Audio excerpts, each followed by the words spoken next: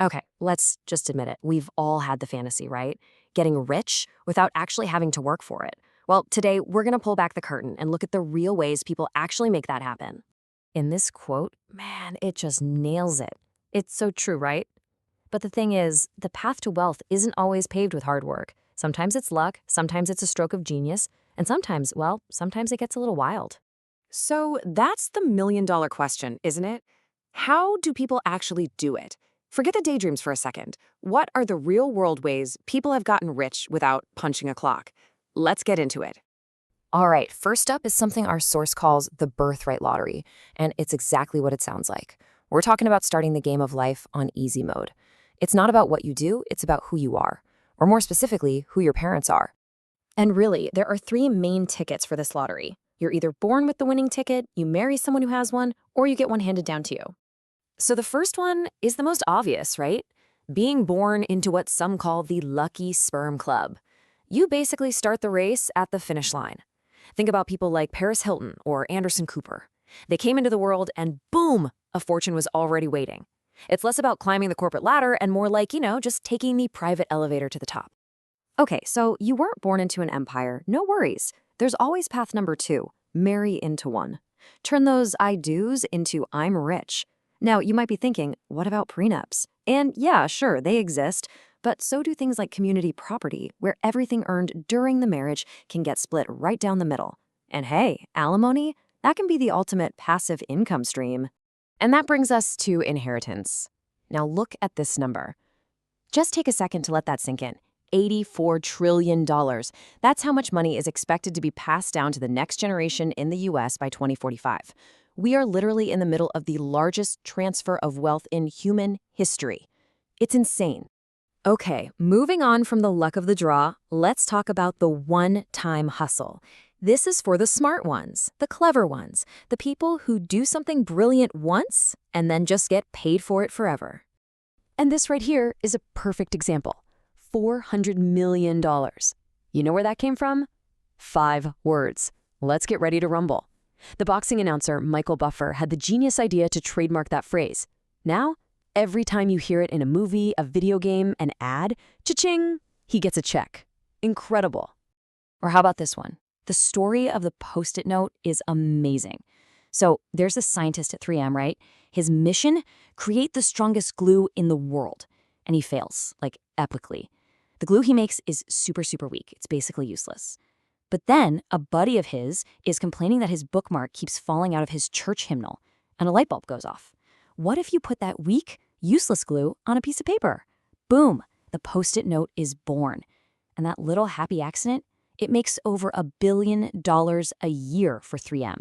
And of course, we've got to talk about Hollywood's version of the one-time hustle, residuals.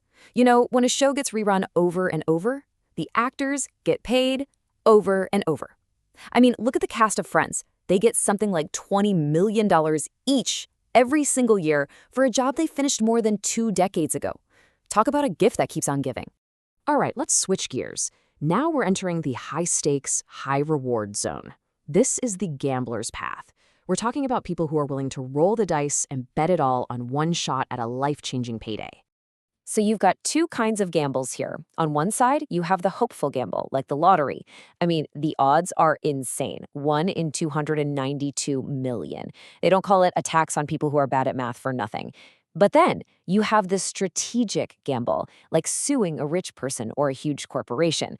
Think about that famous McDonald's hot coffee case. That woman ended up with a nearly $3 million settlement. That's not just luck. There's some strategy involved there.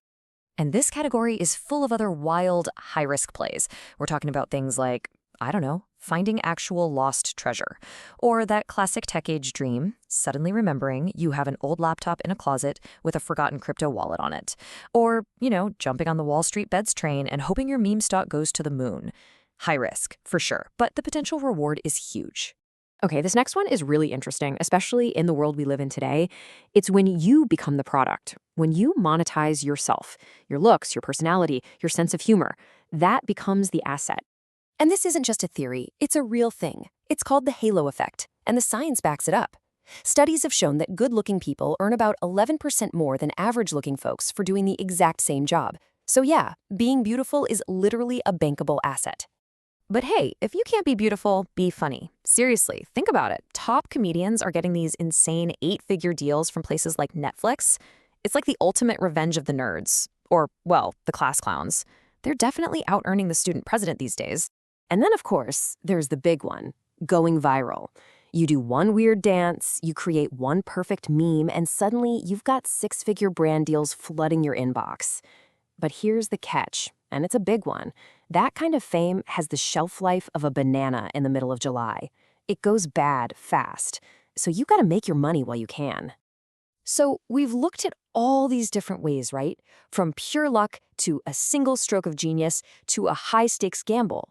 But what if I told you there's one secret, one underlying thread that connects almost all of them? This is what our source calls the cake method. And the idea is really simple, but it's also kind of profound. The fastest way to get rich, it might not be about working harder. It's about being in the right room when the money is being passed around. It's all about positioning. Being close to the wealth is often way more important than the work you do. Here's the analogy they use, and it's perfect. You can spend years of your life learning how to bake the perfect cake, right? You buy all the ingredients, you get the fancy tools, you perfect the recipe, or you can just make sure you get an invitation to the birthday party, because when they cut that cake, you're going to get a slice, and you didn't have to do any of the baking. And that's really the final crucial point here.